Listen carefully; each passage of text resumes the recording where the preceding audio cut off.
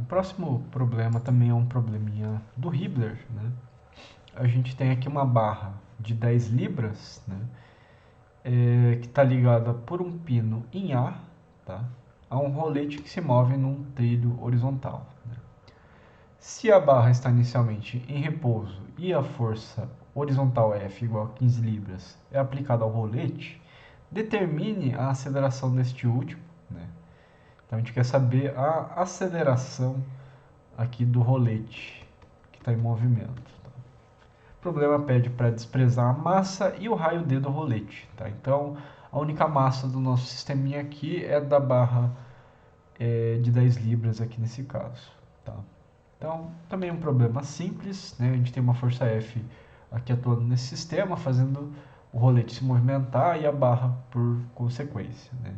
No nosso caso aqui, o que a gente espera, né, é um movimento plano geral, ou seja, a gente vai ter translação do nosso corpo, né, por causa da força F, mas a gente também deve esperar uma rotação do corpo por causa da inércia da barra. Né?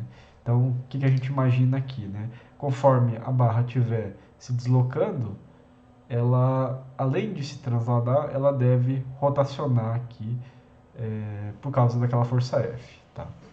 Então, vamos tentar resolver esse problema já pensando nesses movimentos que a gente colocou aqui. Então, para resolver esse problema, né, eu vou adotar aqui um sistema móvel de coordenadas, um sistema inercial XY retangular que eu estou alinhando, né, a origem com a posição do ponto A, tá? Então, só para facilitar a nossa análise aqui, o x positivo para a direita, y positivo para cima, né? É o normal que a gente faz. E para resolver esse problema, eu vou utilizar um sistema móvel puramente transladado, nesse caso, xy minúsculo aqui que eu desenhei em azul. E esse xy minúsculo, ele vai estar acompanhando o movimento daquele ponto A, tá? Então, nesses problemas mais para frente aqui, vocês veem que eu não estou enunciando certinho, né, sistema inercial, sistema móvel e tal. Eu estou falando, né, e pelo diagrama eu acho que já dá para entender bem isso aqui. Para resolver esse problema, eu vou fazer uma coisa, quase pessoal, tá, de prática minha. Né, eu prefiro pegar esses valores todos aqui e transformar eles para valores que eu conheço melhor, ou que eu tenho uma noção física melhor. Tá? Então, pegando fatores de conversão, eu sei que um pé é 0,3048 metros, tá? E 1 libra-força é igual a 4,448 newtons aqui.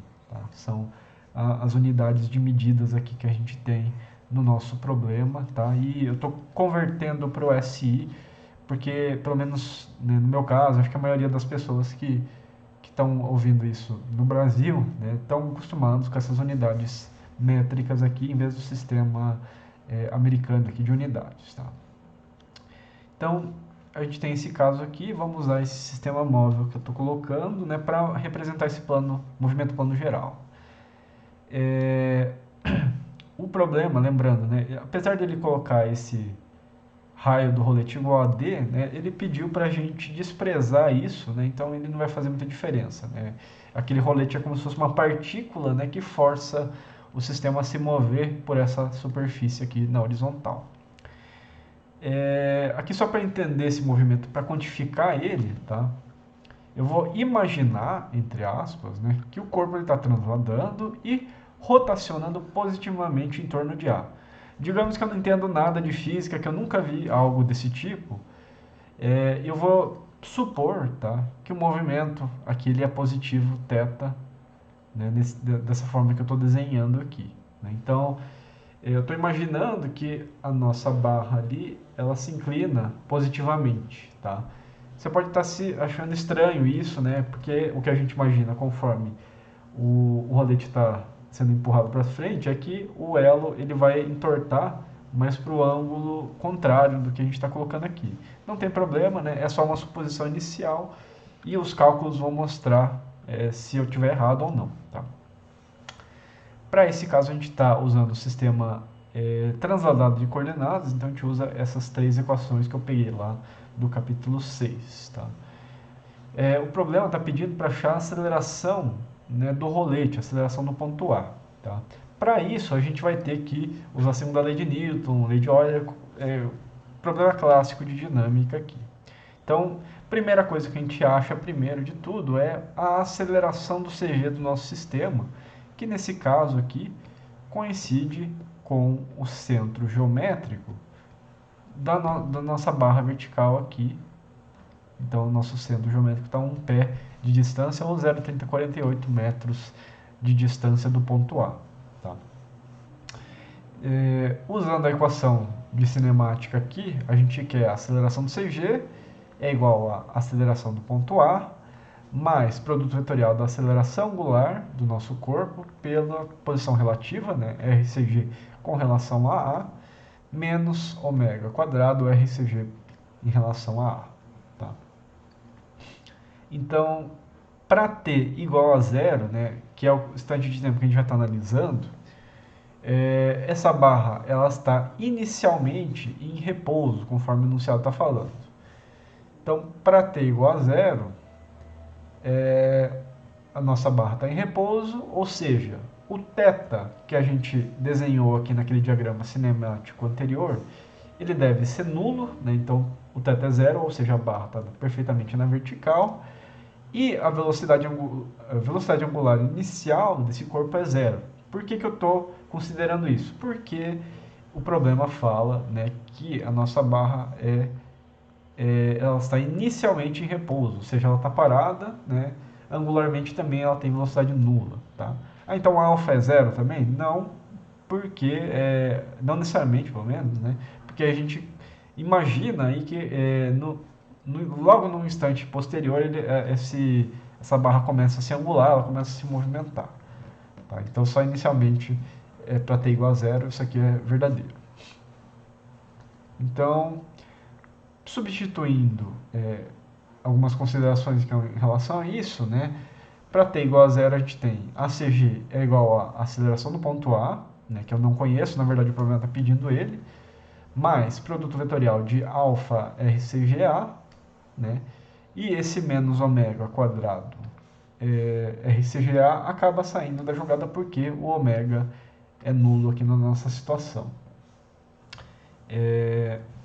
Então a gente tem ACG igual a aceleração no ponto A, ela vai ter um componente apenas em x, que eu chamei aqui A e em I.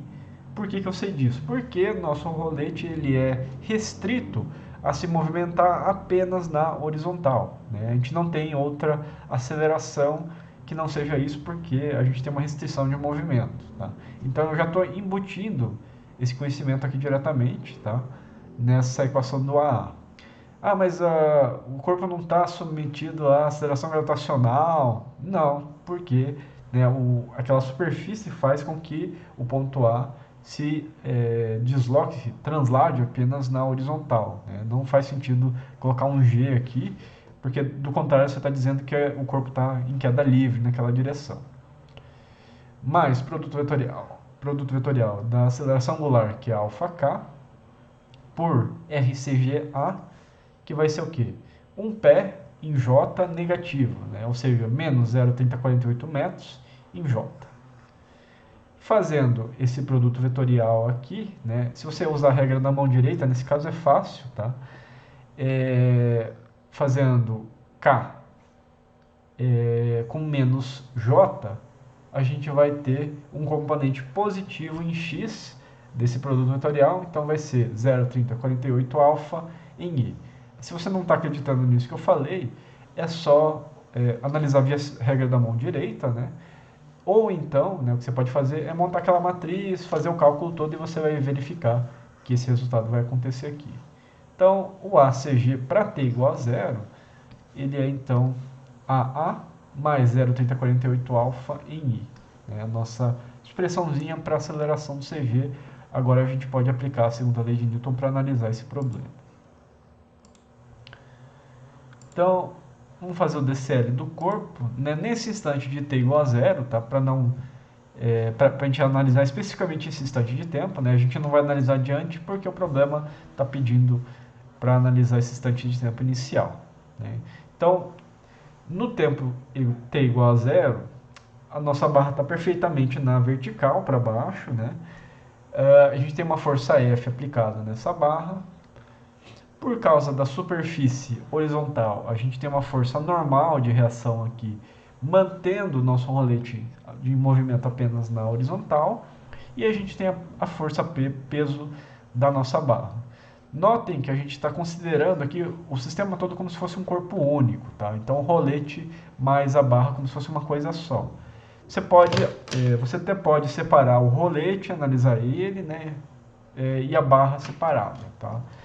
Aqui não tem necessidade porque a nossa barra ela não tem massa, né? E o corpo todo se movimenta como um só, né? O CG aqui, no caso, então, é no meio da nossa barra, né? A um pé de distância, conforme a gente viu anteriormente. A força F é 15 libra-forças, conforme o problema está colocando.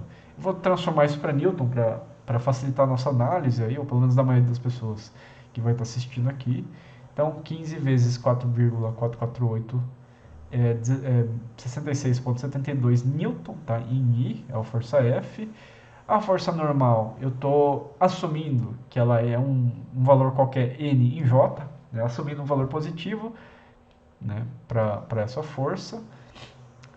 E a força peso é menos 10, 10 libra-força, né? Como o problema está colocando. E a gente coloca então isso em Newton, né? Menos 10 vezes 448J. Por que é o menos? Porque Y é positivo para cima e a força peso aponta para baixo aqui. Isso dá menos 44,48 Newton em J. A partir dessa força peso de menos 44,48 Newton, a gente consegue achar a massa também dessa barra, tá?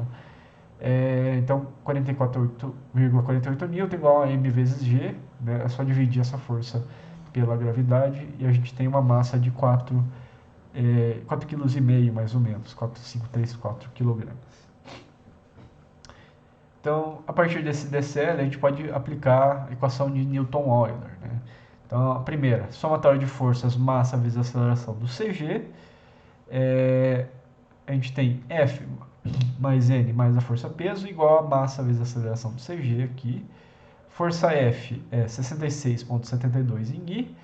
Força N é N em J. E força peso é menos 44,48 Newton em J. Tudo isso é igual a massa, que é 4,534, vezes a aceleração do CG que a gente achou antes, que é a aceleração do ponto A, mais 0,3048 alfa, tudo isso em I. Reordenando essas equações aqui, tá? A gente tem 6672 em I mais N menos 44,48 em J, igual a massa vezes a aceleração no outro lado, né? Eu vou jogar tudo que a gente tem de variáveis, né, para o lado direito, só para facilitar depois, tá? Então a gente tem 6672 em I menos 44,48 em J é igual a 4,534 aceleração de A mais 1,3820 alfa em I menos N em J. Então, isso aqui é a nossa equação via segunda lei de Newton. Se a gente comparar o lado esquerdo com o lado direito, a gente tem em J, né? Menos N é igual a menos 44,48 newton, portanto a força normal ela é 44,48 newtons aqui do nosso problema. Tá? E a segunda equação que vem de x é 6672 é igual a 4534AA mais 1,382 alfa. Então a gente tem essa equação 1 aqui que a gente vai ter que usar depois para resolver esse problema. A gente não conhece a aceleração angular do nosso corpo. Mas isso aqui não é zero, né? Eu já falei anteriormente que não necessariamente, né? Porque a gente imagina que esse corpo vai começar a acelerar angularmente aqui, tá?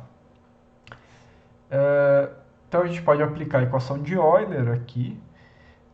Nesse caso eu vou fazer a somatória de momentos em relação ao CG igual a ICG vezes alfa, tá?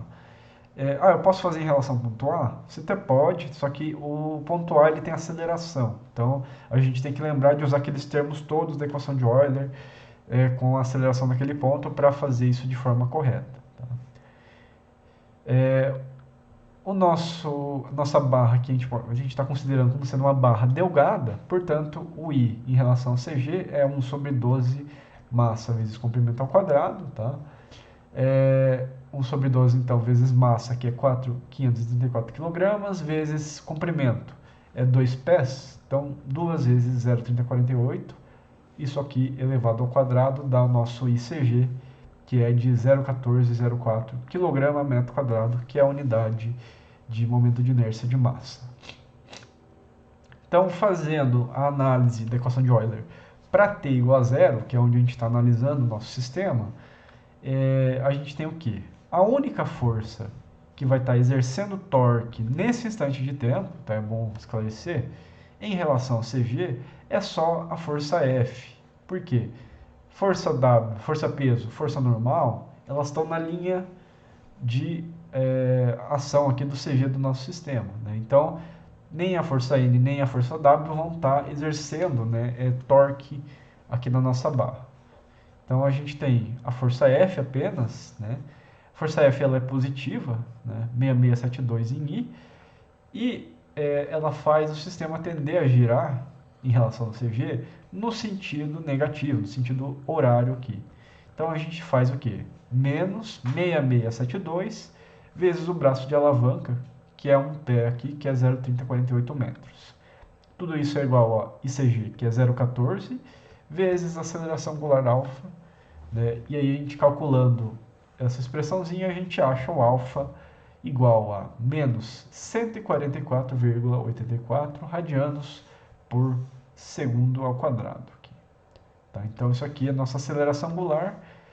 A gente nota que essa aceleração não é zero, né, conforme eu falei, e ela é negativa, né? Quer dizer, o sistema ele vai tender a ter velocidade no sentido negativo, tá? Ou seja, no sentido horário, né? Então, o que a gente espera, conforme a força F, conforme o tempo vai passando, aliás, né, a nossa barra aqui, ela deve se inclinar negativamente, né, enquanto o ponto A, né, vai lá transladando em cima daquela superfície. Né. É mais ou menos o que a gente espera, né, por causa da inércia da barra, o ponto A ele vai se movimentando na frente, né, e a barra ela fica meio que para trás, né, e ela vai rotacionar no sentido horário aqui nesse caso, por causa da força F positiva. Se a gente pegar esse alfa e substituir na equação 1, que a gente achou anteriormente, a gente consegue a aceleração do ponto A, né, como sendo de 58,86 metros por segundo quadrado, ou ainda o vetor AA, que é o que o problema estava pedindo, né, de 58,86 em I, né, isso aqui está dado em metros por segundo ao quadrado, aqui nesse caso. Que era o que o problema estava pedindo aí para a gente resolver. Tá?